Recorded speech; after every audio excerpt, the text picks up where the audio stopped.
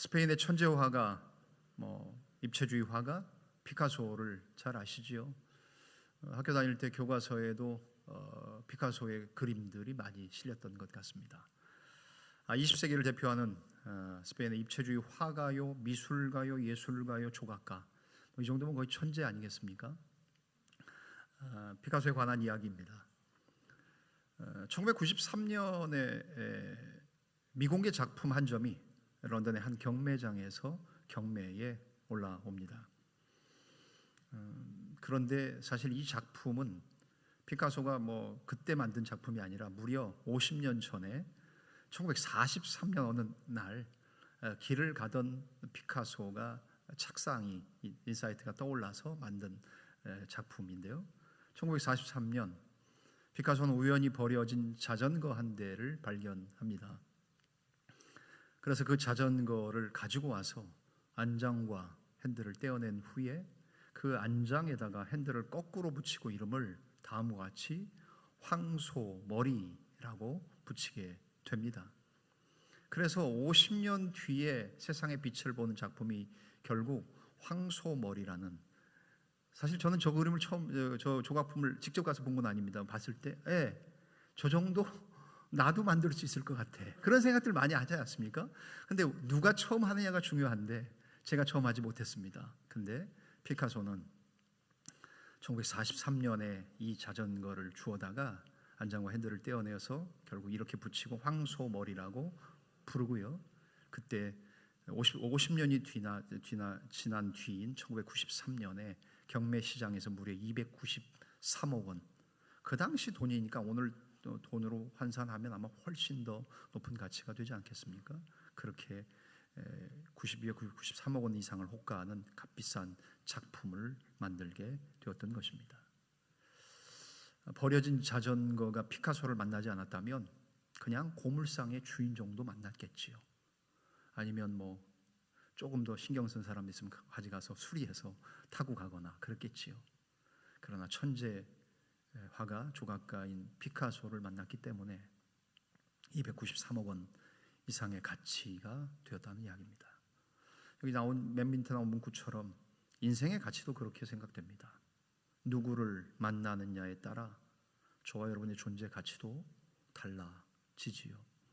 오늘 귀한 찬양 우리 찬양대가 올리셨습니다.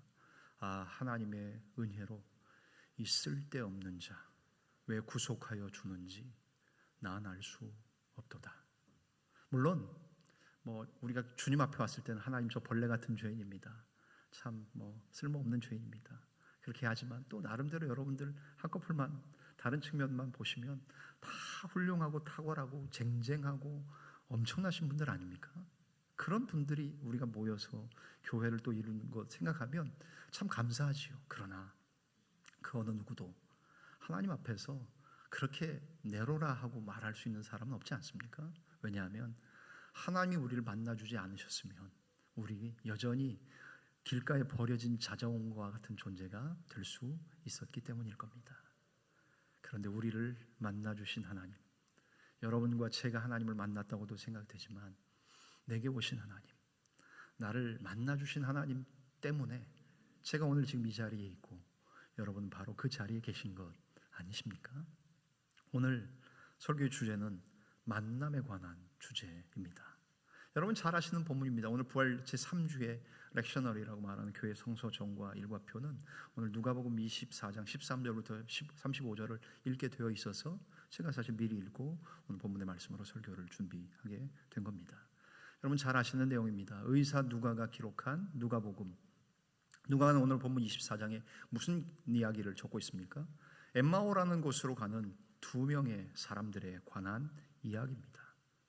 엠마오라는 곳으로 가던 두 명의 상황은 아마 저 그림의 이미지가 표시하는 것처럼 정말 새벽 으스름한 때인지 깊은 칠흑 같은 밤으로 가는 때인지 시간이 그렇다는 것이 아니라 분위기가 그렇습니다.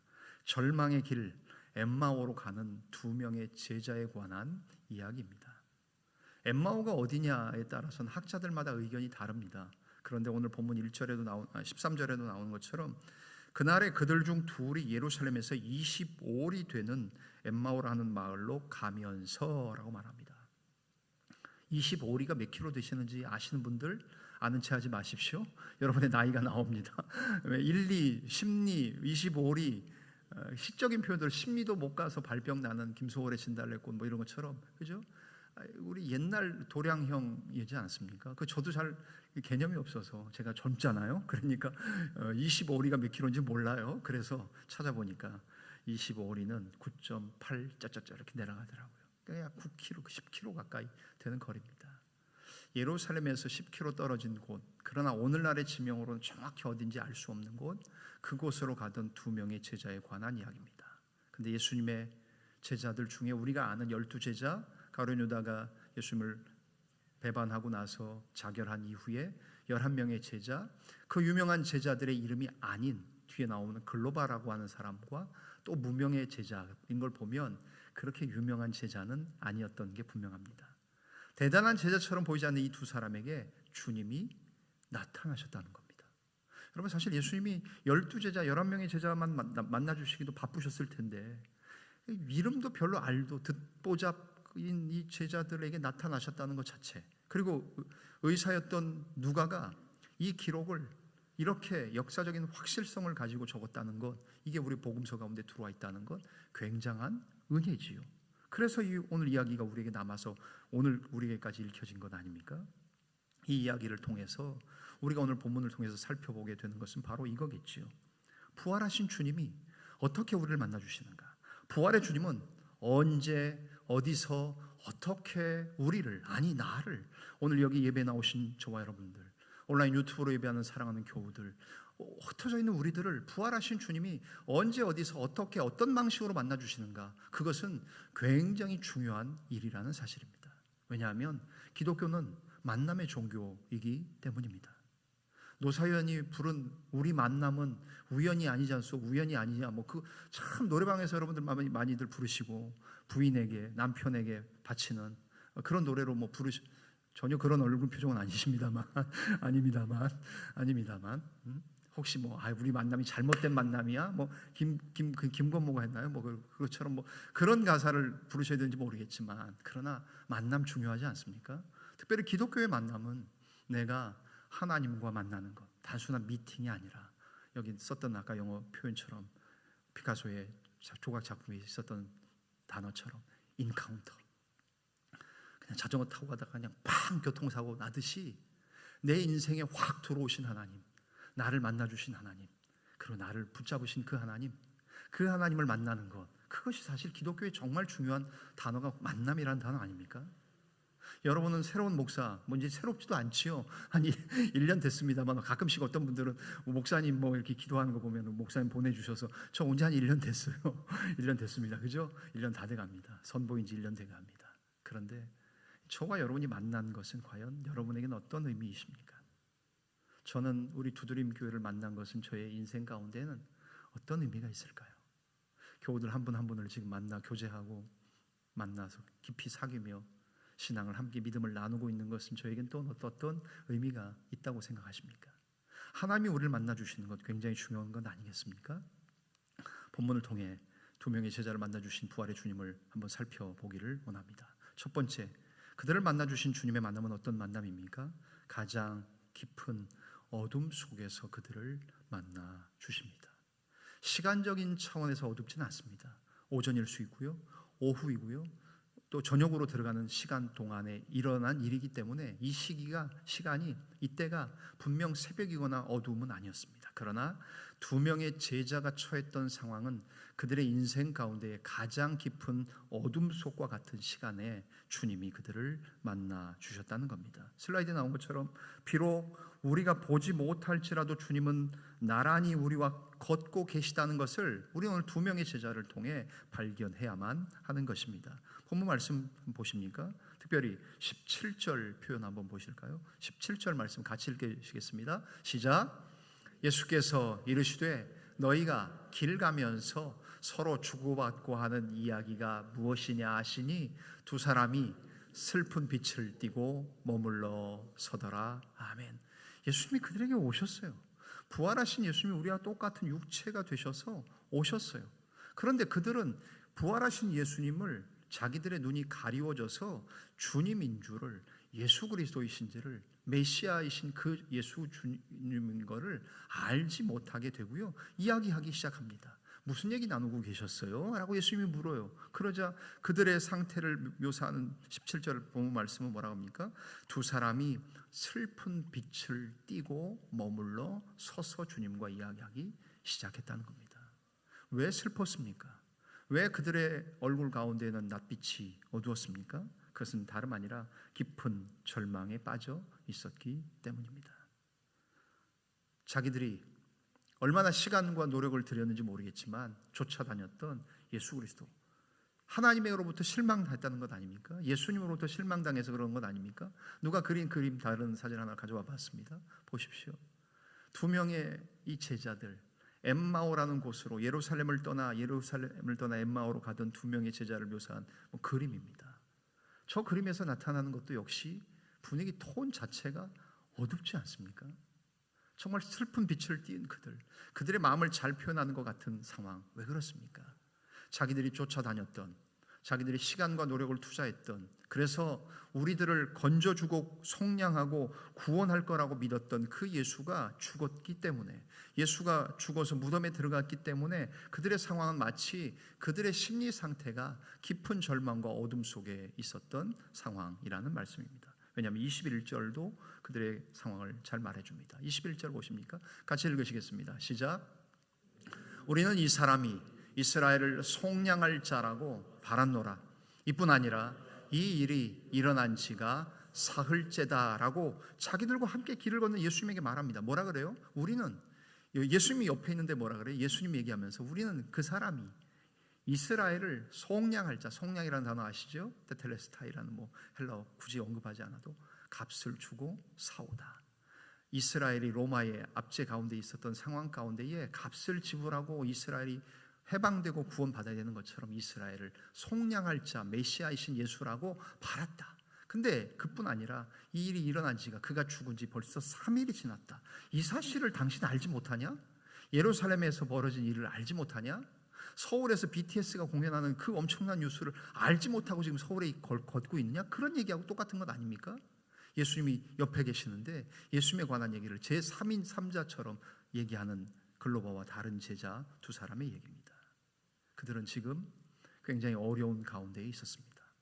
시간을 들였던, 노력을 들였던, 돈을 들였던, 얼마나 많은 에너지를 쏟아서 예수님을 쫓았습니까? 이분이 정말 메시아일 거라고 생각했고, 로마의 통치 가운데 있는 우리들을 정치적으로 해방시켜줄 구원자라고 생각했던, 그 메시아라고 생각했던 예수가 죽고 사라졌습니다. 여러분, 우리도 그럴 수 있습니다. 우리 인생 가운데에 여러분 자신만의 특별한 어둠 속을 통과하며 지나시는 분들 계실지 모르겠습니다. 여러분의 오늘 지금 이 상황은 어떤 상황들이십니까? 깊은 절망은 무엇입니까? 어둠 속을 헤매시는 여러분의 지금 오늘의 상황은 무엇입니까? 제가 아까 골랐던 찬송 사실 481장 때 저물어서 날이 어두니, 대학 때 채플 때 많이 불렀던 찬송입니다.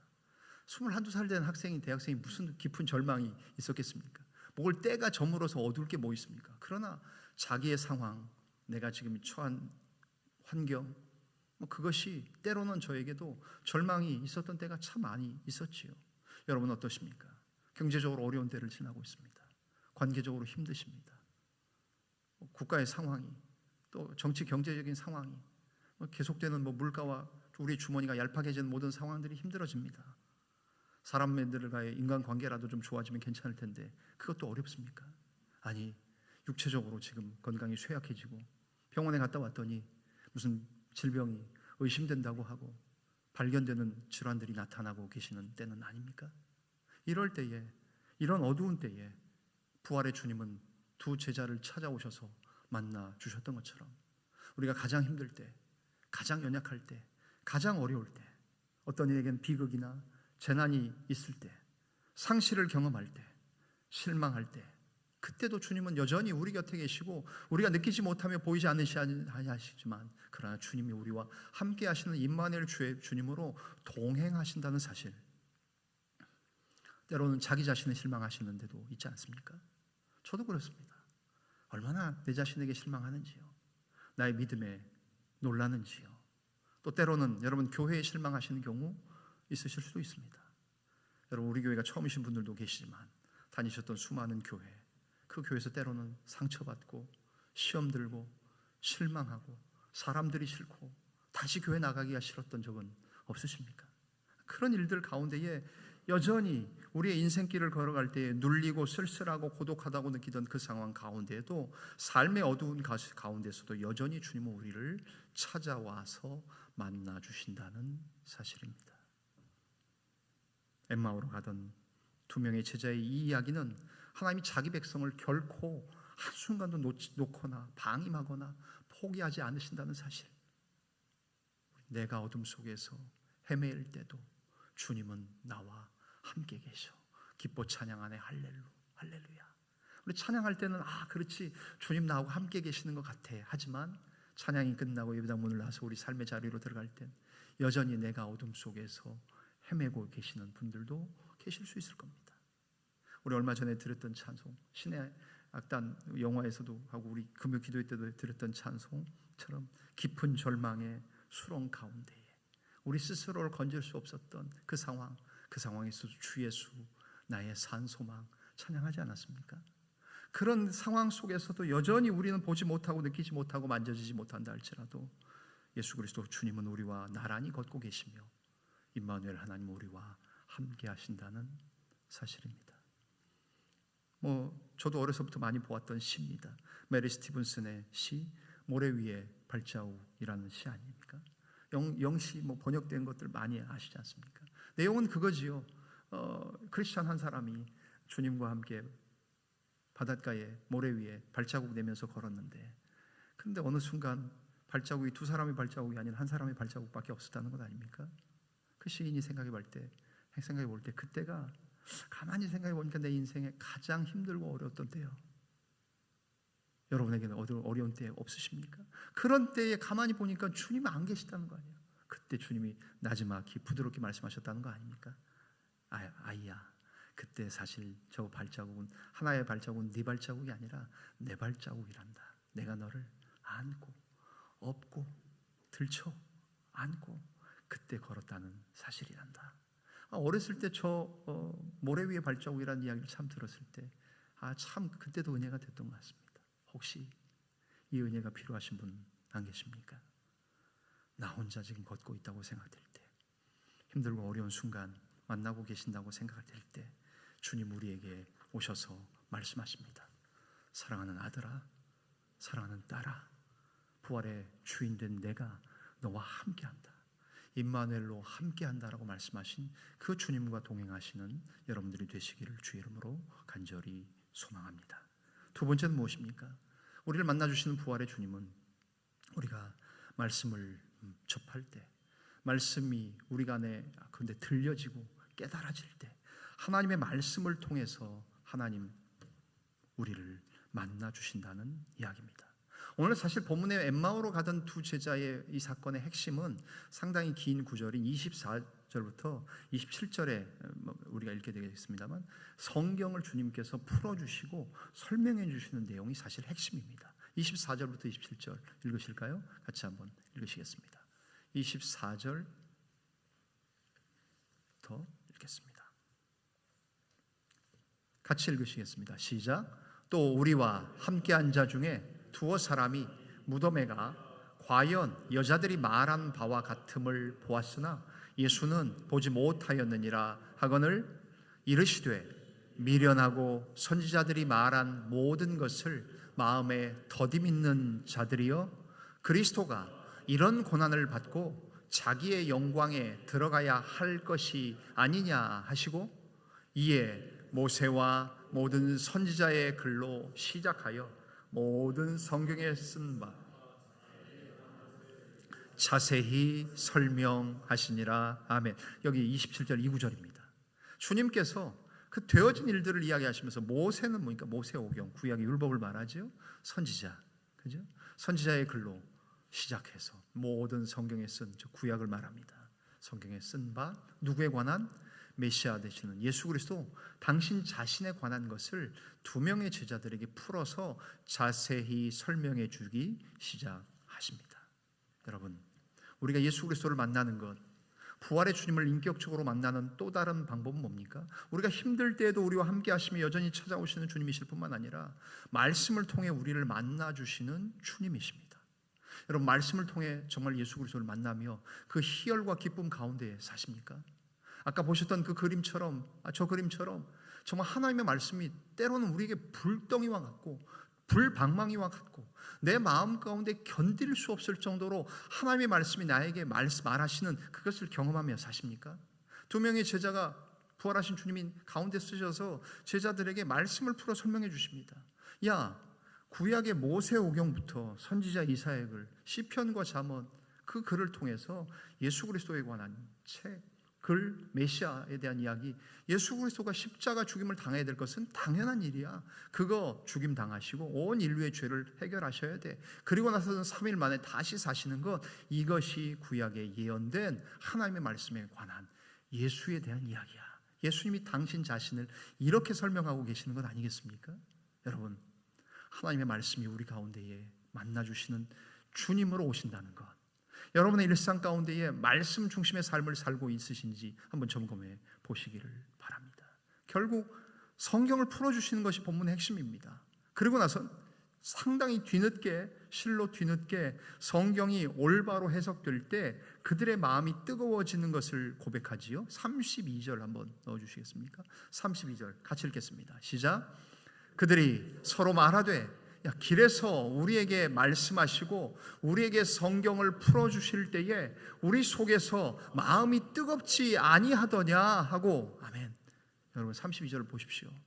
두 사람의 제자가 예수님이 떠나가시고 난 다음에 하는 얘기예요. 서로 말하되, 야, 아까 그때 예수님께서 구약의 모세오경과 선지서들을 통해서 설명해 주실 때 너 안 뜨거웠어? 나 뜨거웠어. 우리에게 말씀하시고 우리에게 성경 풀어주실 때 우리 속에서 마음이 뜨겁지 아니했냐? 그 얘기하는 것 아닙니까? 여러분, 그런 면에서 우리 신앙생활은 좀 뜨거움이 있어야 합니다. 여러분의 차갑고 예리한 지성과 여러분의 탁월한 IQ와 그 논리적인 것도 필요하지만 여러분, 때로는 우리 가운데, 우리 가슴 가운데에 뜨거운 주님을 향한 열정과 사랑이 좀 있어야 됩니다. 모든 것이 시간이 지나면 다 식어지게 마련입니다. 디모데서의 목회 서신 가운데 나오는 것처럼 말세의 현상은 뭡니까? 사람들의 서로 사랑이 식어진다고 했습니다.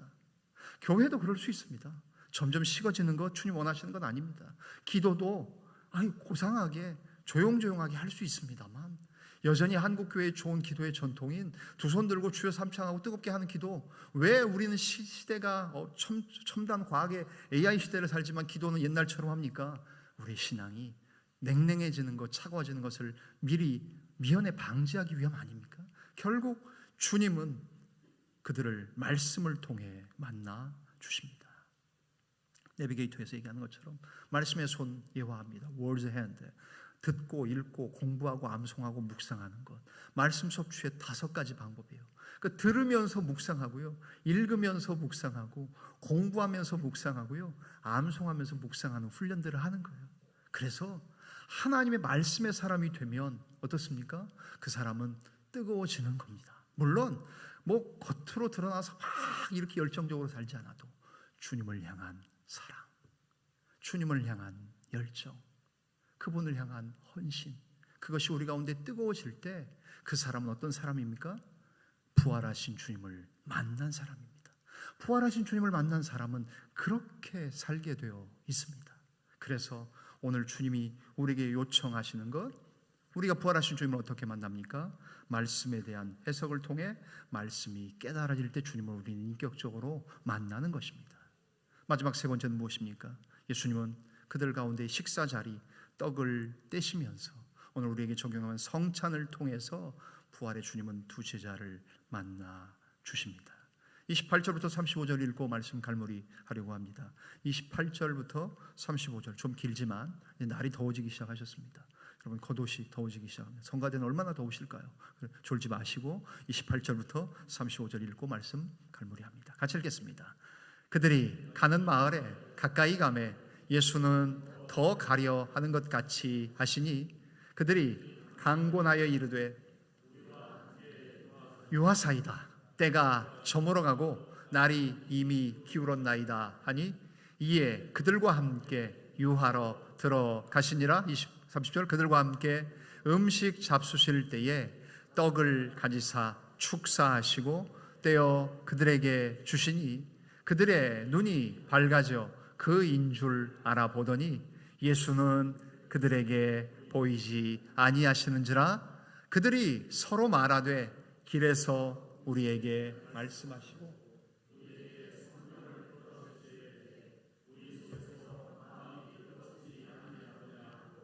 곧 그때로 일어나 예루살렘에 돌아가 보니 11 제자 및 그들과 함께한 자들이 모여 있어 말하기를 주께서 과연 살아나시고 시몬에게 보이셨다 하는지라.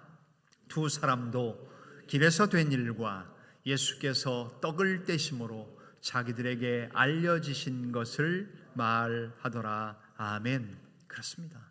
세 번째 만남은 주님께서 그들의 식사 자리에 들어가셔서 떡을 떼실 때 그들의 눈이 그제서야 밝아 보게 됐다는 겁니다. 다음 그림, 이런 그림 하나 준비한 그림. 그렇죠. 주님과 함께 아마 어느 시간부터 길 가면서 얘기하다가 주님이 구약의 성경들을 풀어 설명해 주시다가 시간이 한참 지났지요. 주님은 더 가시려고 했지만 두 명의 제자들은 주님 이제 날이 어두워지는 것 같으니까 식당에, 여관에, 숙박업소에 들어가시죠 해서 그 두 명의 제자와 주님이 한 곳에 들어갑니다. 그리고 음식을 시켰겠지요. 그 음식에 주님이 빵을 잘라서 성찬하실 때, 주님이 성찬하실 때처럼 축사하셨습니다. 주님, 이 빵. 그러면서 복 주시면서 그 떡을 떼어서 나눠 주실 그때 두 명의 제자들이 눈이 그제서야 밝아져 이분이 메시아이신, 우리가 그렇게 따랐던, 우리가 흠모하던 주님 예수 그리스도구나 하는 것을 발견하게 되었다는 사실입니다. 여러분, 우리 교회가 성찬의 예식을 행하지 않습니까? 물론 매주 하는 교회도 있습니다. 다른 곳에 있는 교회들은 성찬식 매주 합니다. 그럼 예배 시간이 많이 늘어나지요. 우리도 1년에 몇 번 못하지만, 여러분, 성찬식을 통해서, 우리 성만찬을 통해서 배우게 되는 건 뭡니까? 그저 우리를 위해 죽으신 주님만을 기억할 때만 성찬하는 게 아니라 죽은 자 가운데서 살아나시고 다시 사신, 부활하신 예수 그리스도를 영원토록 살아계시는 주님을 만나는 그 임재의 자리가 성찬의 자리, 만남의 자리라는 사실입니다. 그런 차원에서 기억하는 것이 만남의 수단입니다. 성찬할 때 나를 기억하라, 나를 기념하라 라고 쓴 볼을 보시지 않습니까? 기억하는 것이 만남의 중요한 수단입니다. 여러분, 우리 주님 기억하며 사는 겁니다. 그러면서 만나는 겁니다. 그것이 성찬이, 주님이 세우신 예식들이 그저 우리 사람들끼리, 성도들끼리만 행하는 것, 주님의 죽으심만 기억하고 기념하는 것이 아니라 부활하신 주님, 그분과 우리가 함께 만나고 있다는 것을 기념하는 자리, 기억하는 자리가 바로 성찬과 교회에 정하신 예식들이라는 사실입니다. 사랑하는 두드림의 자매와 형제 여러분, 우리는 이렇게 주님을 만나고 경험하는 겁니다. 여러분, 하나님과의 진정한 만남을 갖고 계십니까? 어떤 사람이 매일같이 술 마시고 도박하고 또 굉장히 폭력적인 사람이 있었습니다. 근데 그 사람이 개과천선해서 누구의 전도를 받아서 교회를 나가기 시작합니다. 그래서 그 사람 아는 사람들이 고개를 가로저면서 얘기합니다. 야, 너 같은 사람이 교회 다녀봤자 달라질 게 뭐가 있어? 야, 교회 가니까 목사가 뭐라 그러든 글쎄 좋은 말 하는 것 같아. 착하게 살라고 그래. 야, 그래? 내가 너 교회 좀 다닌다고 그러니까 물어볼게. 성경은 누가 썼냐? 네가 아는 교리는 뭐가 있어? 물어보니까 잘 모르더라는 거예요. 글쎄 잘 모르겠는걸. 그래서 친구가 얘기합니다. 도대체 넌 교회 다닌다고 하는 놈이 다니면서 배운 게 뭐가 있어? 그렇게 얘기하자 그 친구에게, 이제 신앙생활한 친구가 이렇게 대답합니다. 그런 건 잘 모르겠는데 그냥 확실히 달라진 게 있어. 전에는 술이 없으면 내가 참 못 살았고 도박하지 않으면 못 살았던 것 같은데 지금은 술이나 도박 그런 거 생각이 전혀 안 나. 그리고 저는 집에 들어가는 게 싫었고 애들도 귀찮고 아내도 귀찮았는데 이제는 아이들도 일찍 귀가하는 나를 집에서 기다려. 아내도 밥 해놓고 나를 기다려. 그런 것들이 내가 변화된 것 아닐까? 이것이, 내가 교리는 모르고 목사가 무엇을 얘기하는지는 잘 모르겠지만 근데 중요한 것은 바로 이런 것들이야. 그렇게 대답하더라는 이야기입니다. 여러분, 우리 신앙생활하면서 진정 하나님을 만나는 것, 예수 그리스도를 만나고 경험한다는 것, 그것은 종교적으로 지식을 많이 얻어서 우리가 변하는 것 아닙니다. 그냥 그런 건 좀 몰라도, 좀 늦어져도 삶이 변화되는 것, 술과 도박을 끊기 시작하고 가족 관계가 회복되기 시작하며 확실히 교회 다니기 전과 예수 믿기 전과 내 삶이 달라진 게 있다고 느껴지는 것, 그리고 시간이 지나면서 다른 사람들이 그것을 알아봐 주게 된다면 그것이야말로 진정한 변화 아니겠습니까? 그렇습니다. 예수님은 지식과 정보로 만나는 거 아닙니다. 체험과 변화로 주님을 만나는 겁니다. 여러분들이 그렇게 주님 만나셔서 여기에 계십니까? 아직 주님을 만나지 못하신 분들이 혹 우리 가운데 계십니까? 그런 만남을 도와드리고자 하는 것이 우리 두림교회가 하는 일 아닙니까? 오늘 말씀, 주님께서 부활하신 주님께서 두 명의 제자들 만나 주신 것처럼 어떻게 해요? 어둠 속에 헤매이던 그들, 깊은 절망의 수렁 가운데 있던 그들, 경제적으로 인간관계와 육체적으로 건강이든 무엇이든지 어두운 터널을 통과하고 있던 그때에 오늘 우리를 만나주시는 주님은 또한 말씀의 깨달음을 통해, 성경 공부를 통해, 여러분의 순모임을 통해서, 삶을 통해서 말씀을 듣고 읽고 공부하고 암송하고 묵상하는 말씀 중심으로 살려고 하는 우리의 인격을 찾아오셔서 변화시켜 주시는 그 주님을 만날 뿐만 아니라 교회의 주님이 정하신 성찬을 통해, 성례를 통해, 교회 기관과 예식을 통해, 우리의 삶의 예배를 통해 깊숙이 만나주시는 주님을 기억하셔서 날마다 아니 매일매일 우리의 부활의 주님과 동행하며 사시는, 주님과의 만남이 기쁘고 즐거워지는 저와 여러분들의 신앙과 생활과 신앙이 되어질 수 있으시기를 주님의 이름으로 간절히 축원합니다.